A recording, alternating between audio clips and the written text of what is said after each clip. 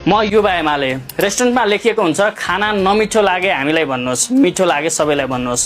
पार्टीको राम्रो लागेको निर्णय र काम सबैलाई भन्छु, नराम्रो लागेको पार्टीभित्र भन्छु। यो पार्टीलाई अझै राम्रो बनाएर परिस्थितिको निकास निकाल्ने ठाउँमा पुर्याउने प्रयत्न सधैँ रहन्छ। हाम्रो नेतृत्वले हल्लाका भरमा विश्वास निर्माण गरेको होइन र हल्लाको भरमा विश्वास गुमाउँदैन।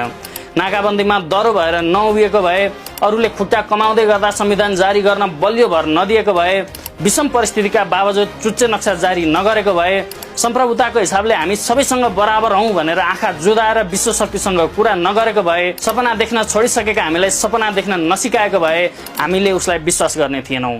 हामीलाई थाहा छ यतिको हिम्मत गर्ने मान्छेलाई प्रहार पनि उति नै धेरै हुन्छ। उसलाई भ्रष्टाचारी भनेर ठूला ठूला भाषण गर्ने मान्छेको घर जल्दा कोठाभरि पैसाको थुप्रो भेट्यो, तर उसको घरमा किताब मात्र भेट्यो। सबै हल्लाहरू यस्तै पनि हुन सक्छन्।